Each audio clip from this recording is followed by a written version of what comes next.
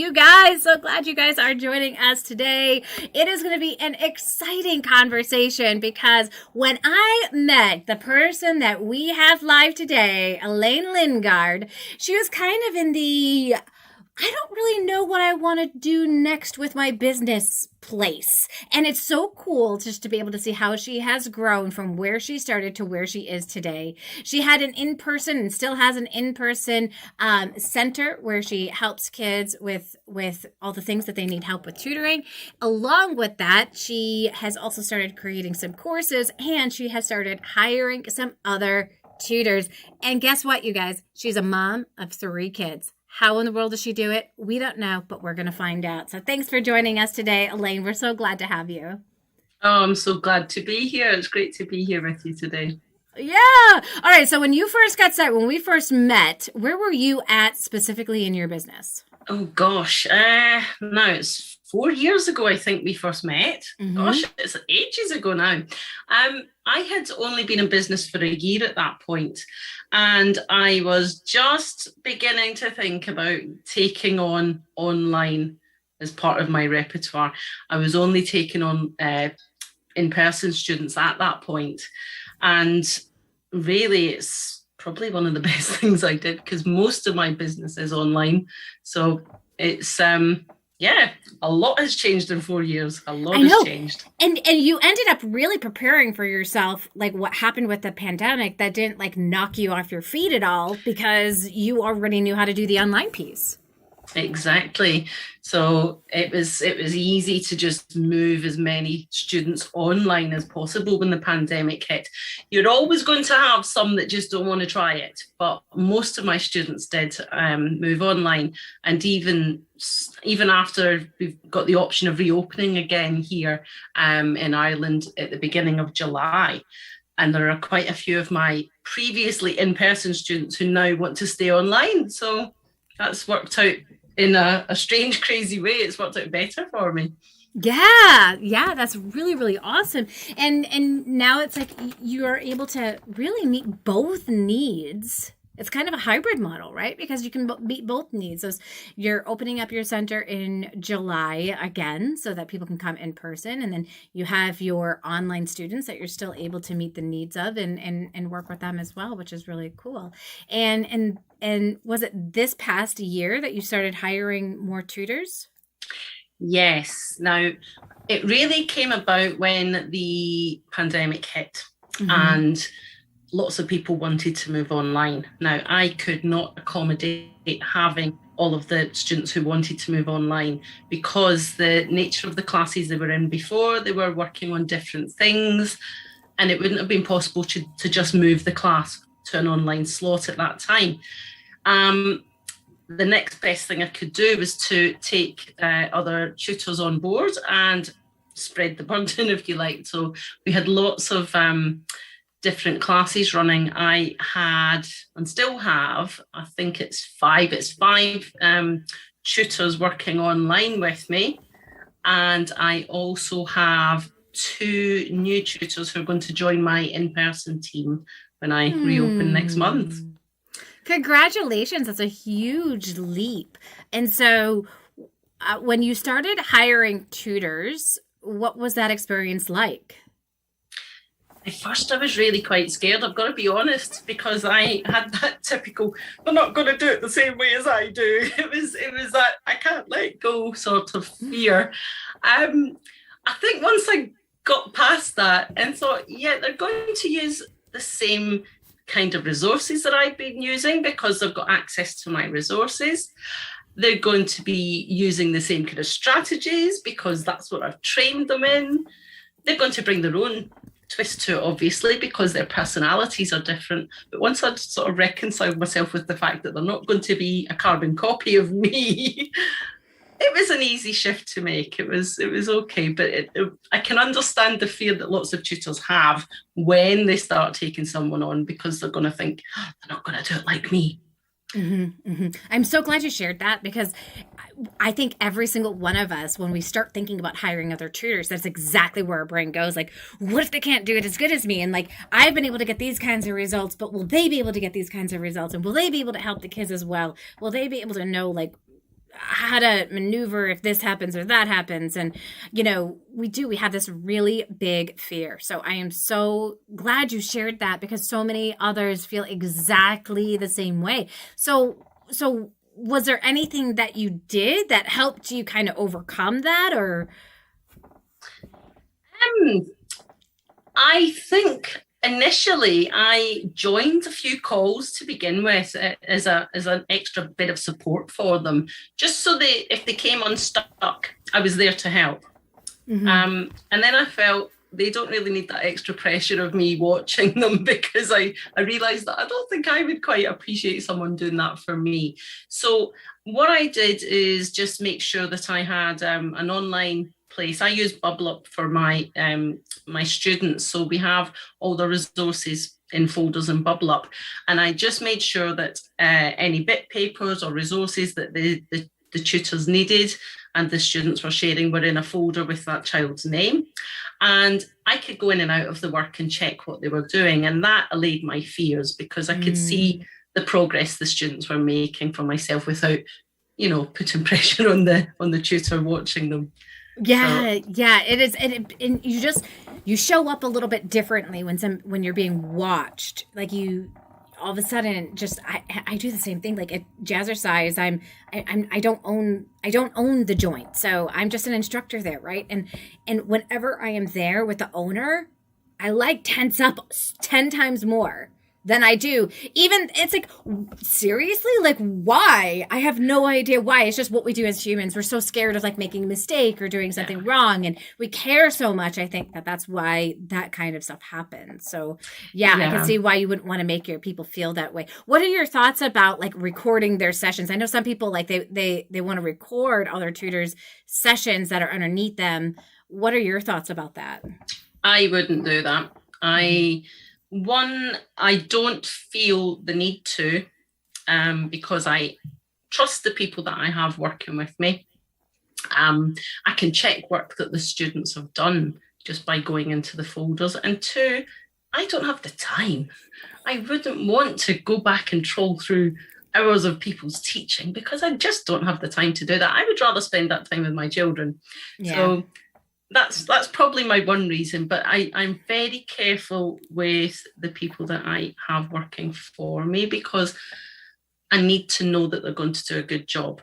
So I'm careful in selecting who I have working with me.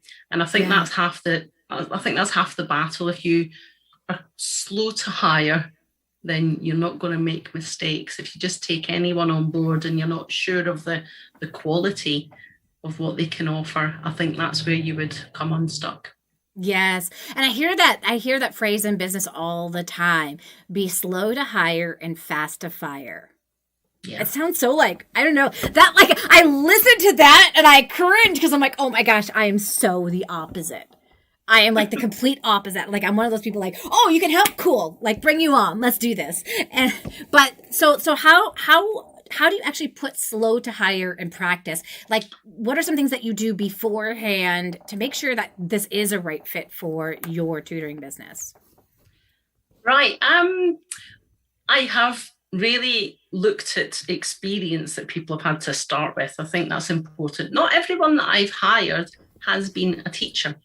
And I think that's an important thing to get across. Not everyone I've hired. Some of them are, but some of them aren't.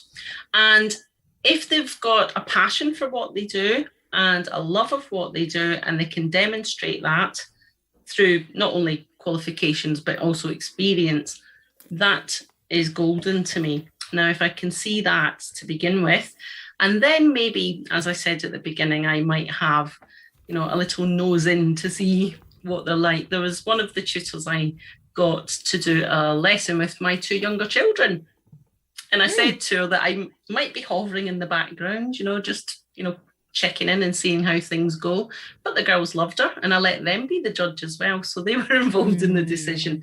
Because if children are going to enjoy being with somebody, it's going to be a good fit, in my opinion. Yeah, absolutely. Because we some people expect the kids to just do what they're supposed to do, right? And those are the scary people. You want to stay away from them.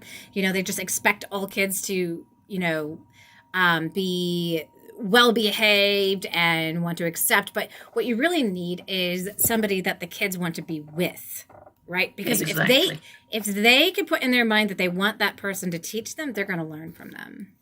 Exactly. It's so important, isn't it? If my girls had come off the call and gone, not sure, that would have been a big flashing warning light for me. But because they had such good fun with the girl that I ended up hiring, I thought, yep, this is good. So I kind of hover in the background sometimes. Other times I might join a call, as I said earlier. And one particular person I've hired, I didn't need to do anything like that with, because I used to teach beside her when I worked in England. So it was nice to when you already know people so well and so intimately, you're like, okay, there's no need for that. We don't need to go, because that is a slow to hire process, because you've already gone through the relationship phase. You understand who they are, you know how they teach, so that makes a really great fit and a great connection. I love that. So having your kids kind of be the guide, like, hey, like, test this out and see if this works, and doing some like test sessions, getting to see how they teach, how do they interact with the content you provide them, the information you give them, can be a really helpful process. And before that, like, if you were to hire somebody new, do you go through an interview process as well, where you have like certain questions you ask them? Yeah, I did that with another tutor that was recommended to me by someone that I knew. And I have never met the girl in person that I ended up employing here. She works online for me, and she sent her CV to me. We had a chat with some emails and messages going back and forth. We had a Zoom call together. She shared her experience with me, and I felt a real connection when I was speaking to her, because I could, use not only the information from her CV, but also suss her out, if you like, when I was talking to her on the Zoom call. I knew, we clicked, and I knew she would be good. And she's ended up being wonderful with me. She's got some long-term students working with me now, well, working with her for me now. So I think sometimes you just got to trust your instincts as well. It's a difficult one, isn't it, when you don't have that background knowledge? But I had the same girl on several calls with me, talking about what she'd done and where she'd been teaching, and the experience she had across the primary age range. So I felt by the time that she actually had her first students through me, that I had a good feeling that she would do well with them. So it is a bit different when you don't have the background knowledge of the person, though, isn't it? Yeah, absolutely. And so it's kind of like you got to go through this process, and sometimes our first instinct is just to hire everyone. Like, oh my gosh, they're great. But then you don't have enough students to be able to really fit the needs, and that's not going to build a strong relationship. Have you ever had the fear, because I know a lot of tutors have this fear, that somebody's going to steal their students, like that the people that you're hiring, they're going to steal your students and work with those kids behind your back, say like that parent has left, and then they start working with them on the side, or any of that kind of stuff happen? I've not had that, because first of all, I keep a very close relationship going with the tutors, and I will give them real value for money, because I'm paying for lots of subscriptions that they don't need to buy in themselves. I'm providing them with really good quality resources that otherwise they would not be able to finance themselves for, a handful of students that they would be teaching. So I think they realise that they're getting the best of both worlds. And they know that they couldn't offer what they offer with me if they weren't with me. Right. And then, all right, I know this is such a tricky one. How do you know what to pay them? Like, how do you know, like, what the balance is, like how much you're charging the parents versus how much you're paying the tutor? That was a big problem for me to start with. I've got to say, I got that wrong with my first few lessons that I had with another tutor working for me. And I think it's important to factor in the costs of everything that you are providing for that person to work with. You've got to pay for your resources. You've got to pay for, all of the business overheads, and you've got to keep that in mind. And you're in business. You need to make a profit of this yourself, don't you? So I have been quite sensible in looking at what a teacher might earn in an hour, and also rate that along with how much experience they have. And I've based my costs loosely around that. Okay. So it's a very difficult one to get right, isn't it? It's a really difficult one. Because then do you tell the tutors what you're charging the parents? Yeah. So you're right up front with them and just say, here's what I'm charging the parents. And I know like Sean McCormick also has other tutors that are working underneath him. And he said that one of the things he does is he tells the parents, he tells the tutors, here's what I'm charging. You're more than welcome to go out on your own and charge that, and get your own clients. You absolutely could do that. Or you could get paid this amount of money and then I take all of that other stuff off the plate for you and you can just focus on your tutoring. Before they make before they make the decision, before he hires them, they answer which way would they like to go. Yeah, and that makes sense. Just a really open conversation about that right out of the gate. Oh, you have to be absolutely honest. Now, one of the tutors I have working with me, he's a math specialist, and we have an understanding because he has some of his own clients too. And in order to make sure that he can function as a solo tutor as well as working with my students, I let him use some of the resources with his own personal students. And that keeps our working relationship going smoothly. We're very honest about what he's using and what he has access to. And I think you've just got to be absolutely upfront and honest. If you don't have that honesty, I don't think you can have a working relationship with them. Yeah, absolutely. Absolutely. And feel free, you guys. I would love for you guys to, if you've got any questions, Robin's in the house. I know she's one of your accountability partners. Woot woot. Robin.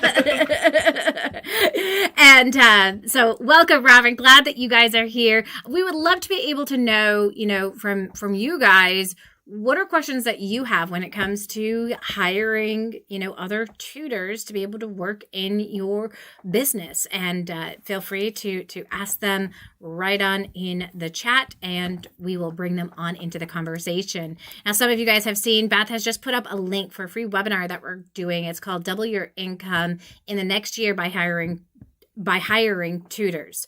And this is another way that, once we do get to that point where it's like, I don't have any more hours to sell. Like, I have to take on more people. Now, you were in a different situation because the pandemic hit and you were servicing so many students. And all of a sudden you realized, I have too many students that I can't service in this new format. I need to hire more tutors. And so a lot of us will get to the point where they're like me. I'm working from 7 o'clock in the morning till 8:30 at night. And I'm like, I have 0 more hours to sell. There's only one other way to go with this. Yeah. And I think, yeah. Sorry, I was just going to say, I think it's important to know when you're overbooked. Now, when that happened to me, I was dropping balls left, right, and centre. I was making mistakes that I hadn't been making before because I was just too busy. And that's when the penny dropped for me. I thought, I need to get some help here. I can't do this myself. And I think when that happens to you, when you know that you're making silly mistakes, you know that you have to start sharing the workload out a little bit. It's easy to say yes to people, isn't it? It's easy to I know. It's really hard to say no. you fall in love with them. Like you do the assessment with them and you're like, oh my gosh, we've got to find a way to work with this kid. Right. And you just get this like instant connection. And it is very, very hard to say no. And guess what? These people are coming to us because they have faith in us. They have trust in us. They've either been recommended to us. They've seen us out there doing our thing. Yeah. And some of them have waited a long time to be able to work with us, and they're ready. So yeah, it's a lot easier instead of trying to think about what are some other ways that I could make some income. If you're in the situation, the answer is very easy, isn't it? Bring on more tutors. Bring on more tutors. So one of the gurus that I listen to all the time, James Wedmore, he says, when you get yourself in this situation where you've run out of hours, you can't take on anymore. If you want to run an effective business, you have to elevate yourself. Yes. So I'm curious now, if people want to, now you get a new student that comes on in, do you have a lot of people that are saying, oh, but we just want to work with you, Elaine. We don't want to work with one of your other tutors? New people, I've had one or two like that who are a bit apprehensive about working with someone else because they know about me from someone else. Mm-hmm. I've had one or two who have said that they didn't want to take it forward because they would rather wait for me. That's flattering, but at the same time, it's not helpful because you do want to provide a service for this student. What I've done in cases most of the time where I've taken someone on and they really wanted to work with me, but I just didn't have the space for them. I would explain to them by telling them all about how wonderful the tutor is that I'd be recommending for them to work with. Give them a little bit of background information about them, where they've taught or what they've done, what their experience is, and the kind of results they're getting.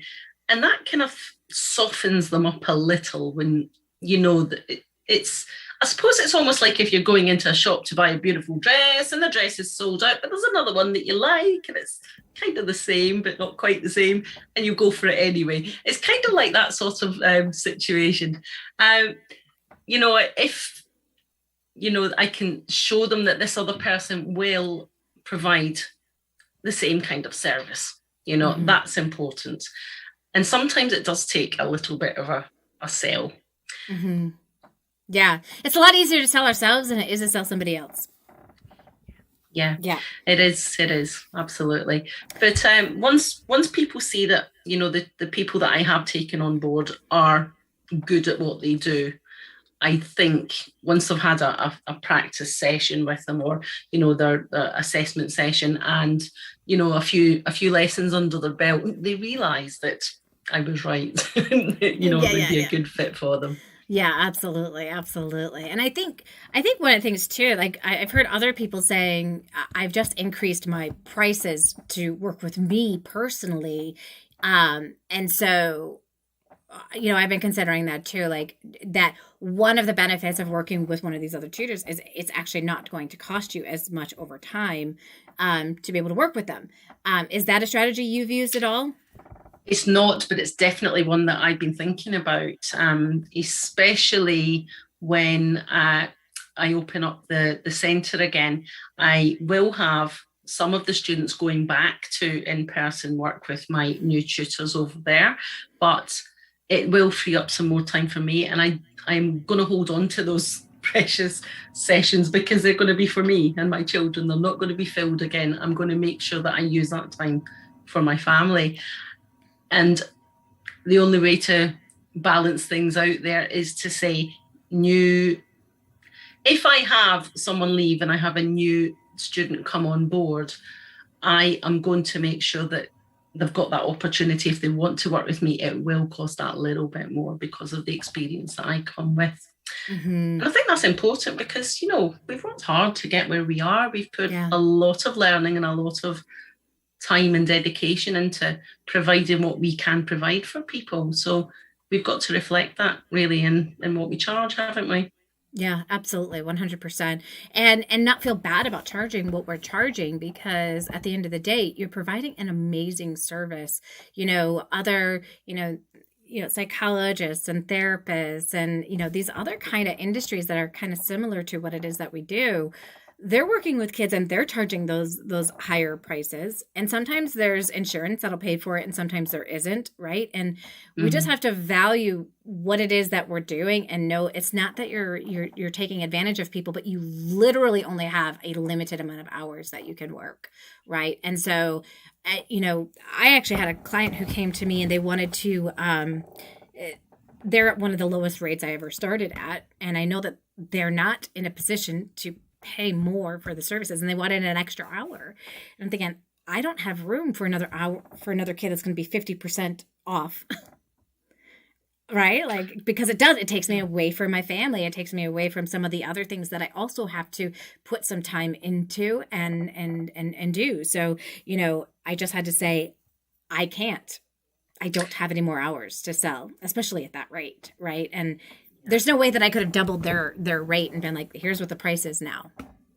They would have That's a tricky one, isn't it? It really is. It really is, especially when you already know that they're already struggling, and it becomes really, really hard especially when you know their inner workings.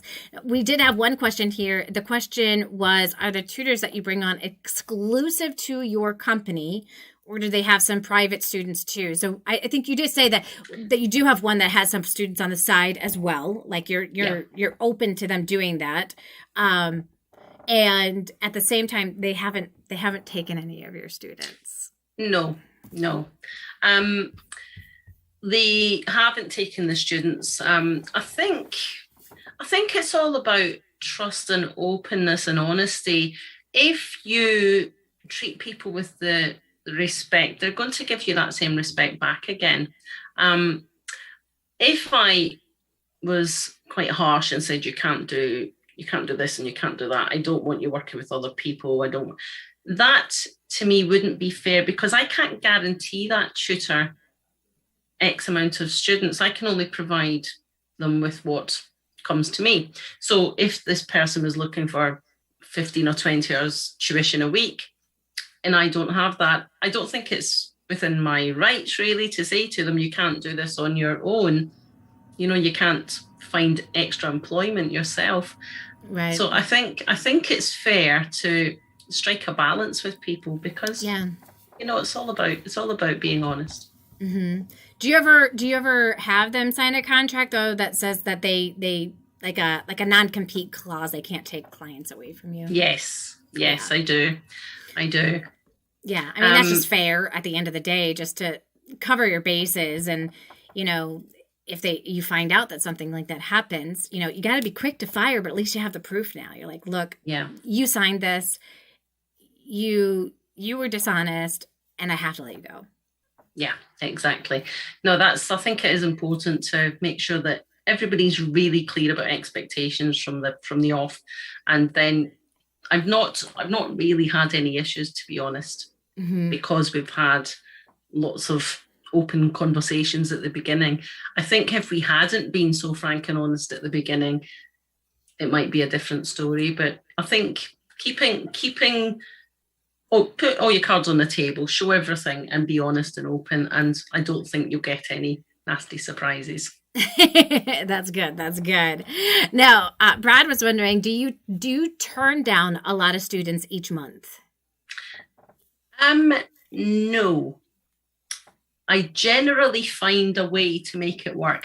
Personally, I've got one or two that I say to them, I'm sorry, I can't personally work with you, but I can offer you a slot with X, Y, and Z instead. And if they're going to move forward with my company, they'll take it. But the choice is on the parent at that point to decide whether to move forward with me or to find somebody else. But I don't turn people away, because I can employ another person if I need to. So yeah, absolutely. I mean, why would you turn, if you've got clients coming to you and you can service them and you have other tutors that are on your team? It only makes sense. Like, it's now their decision if they don't want to move forward, which wouldn't be you turning them down, right? Like, so it's not like you're not accepting them as a student, but there are only so many spots that we can personally handle to be able to work with. Like, I find like 20 is around my sweet spot. That's about all that I can work with. I really can't take on more than that. Otherwise, I start forgetting who is who needs what. That's what I am at the moment, and I am still trying to move some students around. I think I've got just over 30 lessons a week that I'm teaching, and it's too much. Yeah. And that's too much. That's what I had done in the past. As soon as I got to that 30, 35, that's when I started realizing, oh, this isn't good. Like I had to keep pulling up their initial assessment. And usually I don't have to do that. Usually, like, I just know, okay, this is what I'm working on with this kid. This is what I'm working on with. But all of a sudden, like, there would be nothing up there. I'd be like, oh shoot, I can't even remember who this kid is. And I'd have to like pull up I have to like pull up their file, and I'm like, oh, and I usually don't have to pull up the file. It's usually just right there. So when I keep it around 20, I can keep their file stored in my brain and know exactly what I'm going to do. As soon as I move to that 30 to 35, I'm like, I'm just not as effective anymore. And like you said, that you started kind of dropping the ball with a couple of things, and you started making more mistakes, and that was kind of a cue to you, like, okay, you've taken on too much. It is time to take this to the next level, to elevate yourself and to bring on more people to be able to service the amount of students that are coming your way. Yeah, exactly. Now, it's crazy that 5 or so extra students can do that to you, but it really does, doesn't it? Mm-hmm. It makes life so much more difficult when you're trying to service all these extra people on top of an already full workload, if you like. I just kept thinking, I've got a spare hour here, a spare hour there. I'm sure I can squeeze it in. And I realised I really shouldn't have done that in the first place, because it did stretch me a little bit too thin.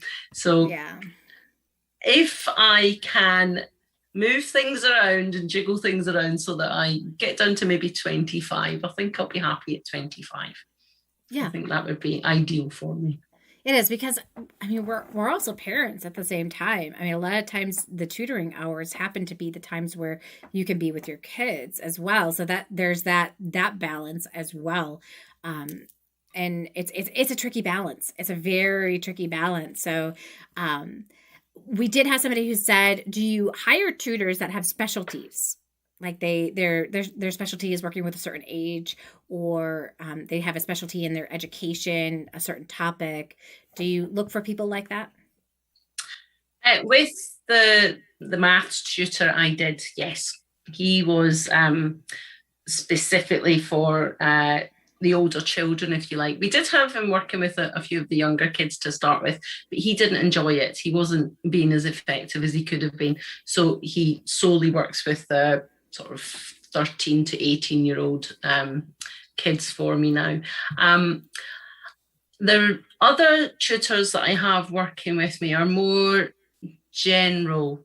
They don't have a specialism, but they would be primary-based teachers, or, maybe focus on literacy because that was their subject specialism or something like that. But I don't particularly look for a specialist unless I'm looking at, I have had someone who was a specialist teaching German with one of my tutors who requested, did I have any language tutors? Also over here in Ireland, we've got Irish lessons every day in school for our students here. So I have had an offer of a tutor who is a fluent Irish speaker that I might be able to take on board as well. And someone else who's working with me soon is a fluent French speaker. So I'm going into uncharted territory with languages. It's really not my thing, but it's exciting. It's more strings to the bow. Yeah, absolutely. And you've got people asking you about these kinds of services, and if you've got people who can service them, it doesn't make any sense to turn them down. Give it a go and exactly. and see how it is. I love that. Fantastic. When it comes to organizing yourself and your tutors, like hours and all of that, do you use, Brad would like to know if you use Google Docs, or if do you have some kind of management, customer management and tutor management system that you have in place? Yes. Excuse me. Yeah, we've got a weekly timetable, if you like. It's drawn out like a grid, and we've got all the times and the tutors across the top, if you like, and we've got blocks. Each tutor has a different colour, and it's easy at a glance to see how many classes a person might have in a week that way if they're color coded, and also for them to manage, or for me to keep my eye on the ball to see what's been taught that week or who's had which lessons that week. I make the tutors put a Y or an N beside the box. If they've taught the class, the Y. If the class was cancelled or whatever, they'd have an N beside it. And then I can match that up with any other records for, maybe payments and make sure that everything correlates. I've actually got my daughter doing that for me, my girl who's almost 18. So she's my admin assistant. She does all of that for me. I was going to ask you, like, how much more administration has been added to your plate now that you have other tutors underneath you? But it sounds like you're able to pass those tasks off to another person. You've hired another team member, regardless if it's your daughter or not. You've hired another team member to take care of those extra admin tasks.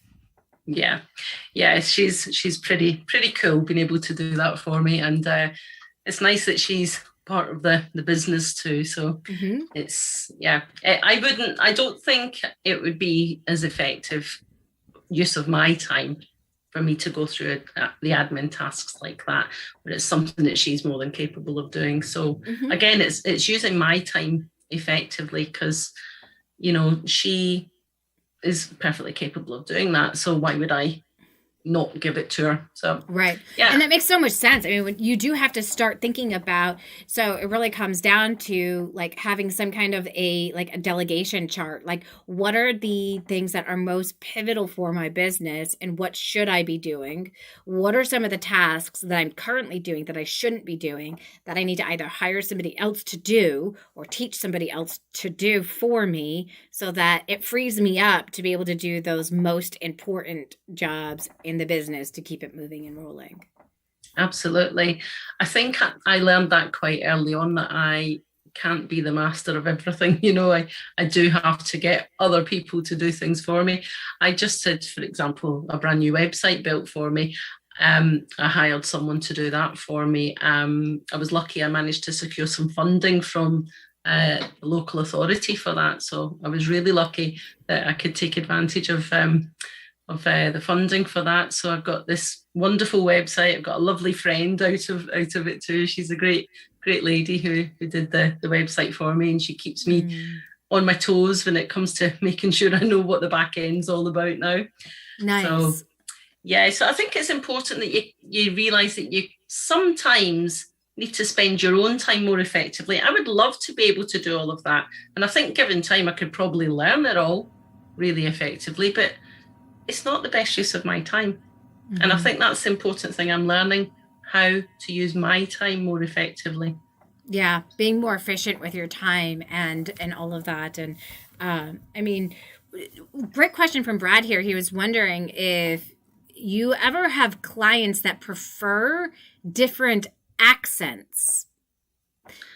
I have actually had one who wanted to have an accent, or a tutor with the same accent as she had. She didn't want someone with a different accent. And what accent did she have? Irish. Irish. She didn't want a tutor from the UK. Okay. She wanted to have someone who was Irish. Funnily enough, most of my online students are not from Ireland. Most of them are overseas. So I think all in all, I'm trying to remember the last time I counted, I think there were 12 or 13 different countries that the students come from. So we're servicing a wide range of countries, which is lovely. Yeah. It means that working the time zones, we can start at 9 a.m, and we're working with children in Hong Kong and Indonesia and China and Australia. They've just finished their school day, so it works out perfectly when you can play the time zone game like that. But I think it's just something. I think you've just got to play with things and see what works for you, haven't you? Yeah, absolutely. I mean, there's always going to be people that have certain requests, right? They're like, oh, does the tutor that we work with, are they going to be like this? They'll always have questions, right? And so you just answer them the best that you can. And I think a lot of times they're kind of looking for someone that's like us, that, talks like us or acts like us. But at the same time, they don't have to. I mean, how many countries in the world speak English? Exactly. They don't really care like what your accent is. I work with kids in the UK. I've worked with kids in Australia. I work with kids in Canada. I'm working with a little guy in Peru. He's just so cute. I love him.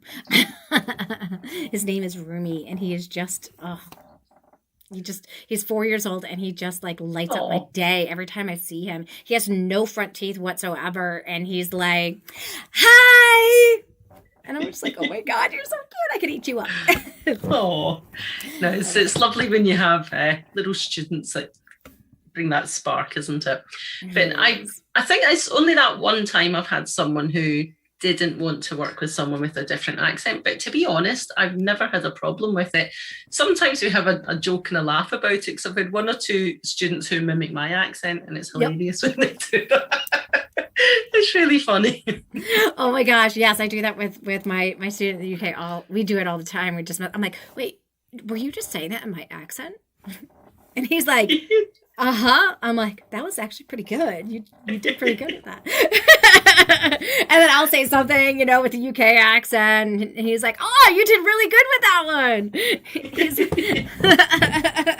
Oh, it is lovely, isn't it, when you can have that bit of a giggle with them. Yes, it is. And that just makes it so much more personable, right? Like I think it almost like gives them a little education about the world too, and how the world is different and same and similar and all that kind of stuff. Absolutely. No, you're definitely right. You're hitting the globalization aspect of education there too. I think it's important that we don't just see what happens in our own countries. And I think having the opportunity to work with people from different places, I think, is great for children as well as for us. It really does open your eyes to what goes on in the world, and not just what's in your own place, isn't it? Yeah. So now when we start talking about that whole global place, Hafsa has a question about how do you advertise to other countries, or do you advertise in those other countries to be able to get students? I don't specifically advertise in other countries. I think my SEO does the work for me, to be honest. I got lots of those other students come to me through my website, through my blogging. People will comment on, blogs that I've posted. Occasionally, someone comes to me through an old profile that I may have had on, a tutor advertising sites, like, there's a few common ones like Superprof and things like that, where before you would be able to put up a profile. I know now they're different, and they charge you, and they want you to stay on their platform and teach for them, rather than just using it as an introduction service. I steer clear of things like that now, because I don't want to give my hard-earned cash away to somebody else. I want to keep it for me, So most of my clients do come to me through either word of mouth now, or through finding me via my website. Yeah. And so there are some key things that you are doing that is advertising. It's called organically, right? You're organically they're finding you because you're leaving what's called a ubiquitous footprint. You are able to be found everywhere online because you have these different tools and resources you're utilizing. You're utilizing the blogging, the blogs connected to your website, and you are using SEO, that's search engine optimization. So you're taking a look at the keywords you're using in your blog posts and your website, and you've optimized your website with those keywords along with your blog posts. A lot of work that goes involved with that. It's not to be taken lightly, because you've learned a lot over the years to be able to utilize that strategy. And so many people, they don't want to take that next step in advertising. They'd rather just pay. But I'd have to say, at the end of the day, if you just want to pay for your advertising, which is fine, you could do that. A lot of people don't know what they're doing, though, when they go into Facebook ads and they go to Google ads, and their money just goes. When you take the time and you invest your time to create the content like you are, you're providing value for the people who need it, and you're building trust with them, right? Anybody that you get through a Facebook ads or Google ads is a cold lead. Anybody you end up getting through a blog or your website is a warm lead, because they've already had the opportunity to kind of get to know you, see you. Sometimes they've been following. You ever have it where people are like, gosh, I've been reading your stuff for, a few months now or a few years now? Absolutely. I get that quite often. And, I recognize the name when they connect with me, and I think, I know your name. I've seen you liking a post here or adding a comment on a blog there. So you do have that sort of recognition of names appearing every now and again. But I also find, and I had this conversation with Suzanne Davis when we were talking the other week about it, where we have a lot of returning students, and I know Robin is the same, Robin Glimbotsky. We were talking about how a student that you may have taught last year, the year before, will come back to you again. Mm-hmm. And having that repeat cycle is quite interesting, because Mm-hmm. you have that, and you also have the recommendations from that person. Mm-hmm. They'll tell their friends, and that's the kind of advertising that I really want, because that means that I've got people out there shouting from the rooftops about me. It means I've got people who are being my advocates. I've got people out there who are my tribe, if you like. They're Mm-hmm. telling everyone about me. I even had a call this week actually for a new student joining. I'm not going to take her on myself, and I did explain that, but she's going to work with one of my other tutors. But I had a call from her, and she was told about me from a teacher in her school who'd heard about me through another parent. And I thought that was quite interesting. Yes, I have had that happen as well. I had actually a principal who suggested me. I had never met this principal, and it was through one of the teachers who had a student that I had been working with, and they were talking about me to the principal. The principal recommended me then to another parent. I'm like, you just never know how all of that goes, right? I know. I always ask when they get in touch, because I'm always curious to find out how they found me. Yeah, absolutely. And doing things like this is another way to be able to get clients as well, you guys. Like, I know that you do some speaking opportunities where you've got your own women's networking group in your area that you do speaking with, and getting on these kinds of like YouTube lives, podcasts. All those things like that you do give you exposure, and you never know who's listening, and you never know who will find it. Like in the past, like some people will just be like researching your name, and they'll use your name as a keyword, and they find you, and they start saying like, oh, she's been here, and she's been there, and she's been everywhere. Yeah, and you find that some evergreen blog posts that you might have written 2 or 3 years ago, people are finding you through searches that they're doing online, if they had a particular thing in mind, and you're coming up online for that. And and again, that's your warm leads coming through, isn't it? People are finding you through the material that you've created in the past. So it's so important to give that time to blogging and so on. I think you said before, Joanne, you said something about planting the seeds now and harvesting later. I remember you had that little analogy before, and it's exactly that when it comes to blogging, isn't it? Mm-hmm. It is, because you don't get to see the results all the time right away. As soon as you like put it on out there, it is, and really the early part of our business, it doesn't matter if you're doing as a solopreneur or now you're hiring tutors, right? It is all about planting those seeds, but you can't expect the results to happen, boom, like right out of the gate, and then give up when they don't happen, right? It's that consistency, and you're going to harvest later on. Think about that as harvesting months, years, decades down the line of where it all starts to really come together for you. And all of a sudden you're like, oh, it feels like I don't have to do anything anymore, and people are just finding me. So yeah, it's putting that time in now so that you can reap the rewards of it later, which is really, really awesome. Absolutely. Now, we did have the question of how do you handle international payments? Do you have any places where it's difficult to accept the normal things like credit cards and PayPal? No, I usually use PayPal, to be honest, because it's most straightforward. I do have 1 or 2 students who the parents don't have and won't have PayPal, where I might have bank transfers. I don't really like giving out bank details though, because I like to have that, the bit of extra security.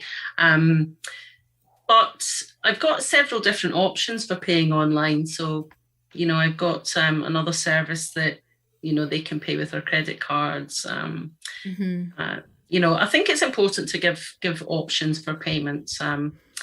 There's always going to be a way. I've never had an issue of not finding a way to be paid. So I think that's the important answer to the question. Yeah. I have had a problem with one payment method. So you guys, listen up.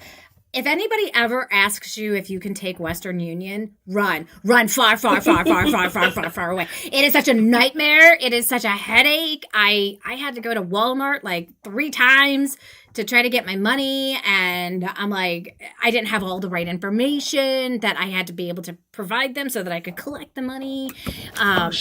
It was just a nightmare, you guys. So, if you can keep it online with PayPal, or if you've got Stripe, or you've got another credit card processing tool that you're utilizing, utilize that first before you go to any of those other things. It's just a nightmare. And if they can't pay with one of those things, choose, we are now in the digital world.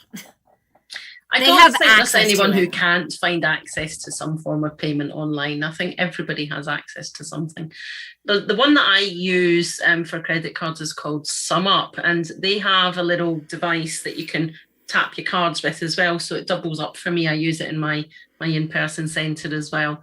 So I think there's lots of little devices like that that are available to people in different countries. So if you find one that's going to work, that provides you with the ability to send electronic invoices and payments that way, as well as doing the tapping with the cards, I think it's a useful addition. Oh my gosh, for sure. I just get annoyed at those places, those in-person places that they can't take the Apple Pay. Yeah, I just I'm too scared to put it all on my phone, because I would end up just tapping away all the time. Another bat. Yeah, I mean, there's no difference though in pulling out your credit card to pay it, right? At the end of the day, it is, whenever it comes to money, you have to know that every time I tap, it actually is coming out of the money I've earned. That it's not coming out of this magical pot. It's like the leprechaun and the golden cauldron of gold coming out of it. No, that doesn't exist, right? So since you have added on these extra tutors, have you been able to increase your the amount of money you've been able to make? Yes. I think when I last had a proper analysis, I think I was making maybe a third. Yeah, it was about 33 to 40% more money than I was just running solo. That's nice. That's some great extra income, isn't it? Yeah. That is fantastic. Sure. That is fantastic. Sure. And so, and that's recurring monthly. Yeah.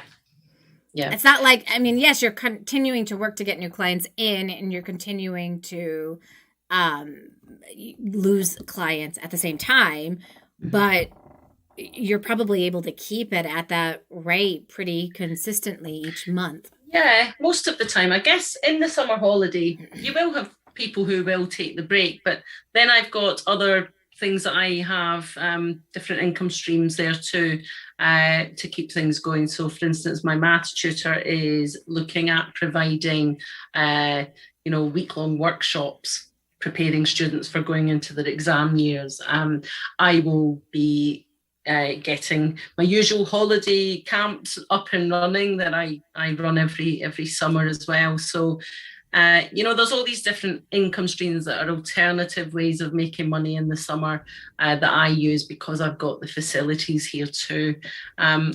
So I do have this little spell of 6 to 8 weeks where it's not as predictable, but most of the time throughout the year it is fairly steady. Yeah, and that's really that's great, because that's what we're looking for, is something that can keep going. And if you've added on 33 to 40%, those 6 to 8 weeks where it's a little lighter won't really matter. It does, because you're able to make the more income the rest of the year, right? Yeah. And as you continue to grow, you're just going to be adding some more tutors into the mix and adding more students into their roster and growing and growing and growing. You're really at the beginning stages of all of this. Yeah, it's really exciting because it is something that, it's just going to keep on moving forward. I think the scary bit is taking the first step if you've not had someone else working with you. But once, you've got systems in place, that this is just something that you can keep repeating. It is really a rinse and repeat model. You can keep using the same process over and over again. Right. So it's just a matter of really getting comfortable with what are those steps that I need to take in the first place. So definitely, you guys come join us on next Wednesday when Sean and I start sharing what some of those steps are. Definitely jump on in, join us. I'm going to see if I can put the link right on inside. Nope, I can't. I don't have the link right there. But I'm going to have Beth put the link inside of there. If you're inside of the YouTube channel, it's in the description and you'll be able to access it there. Sign up, join us so that you can start learning what are those steps that I need to put into place. If you were to, for a new person who's just getting started, what advice do you have for them? Just getting started with online tutoring. Hiring tutors. Yeah, hiring other tutors. Be kind to yourself. Don't compare the person with you. You're not looking for a carbon copy of you. You're looking for someone who can do the job well. And I think it's important to realize that you're not looking for a carbon copy of you. If you have someone who is qualified enough, if they are experienced enough, and they're going to do a good job, that's good. That's what you're looking for. You don't need a carbon copy of yourself. And that was my mistake at the beginning. I just kept thinking, they're not going to do it like me. Exactly. So if you guys can just kind of release that fear and no, they're not going to do it like you, but they can do a good enough job to get the results for the student. There are only so many hours that you can work, and you have to be kind to yourself. I love that. So awesome. That's great advice. And keep doing the amazing work that you're doing and servicing those kids. You're doing awesome, and now you're providing opportunities for other tutors, and that is to be commended as well. So congratulations on building your empire, my friend.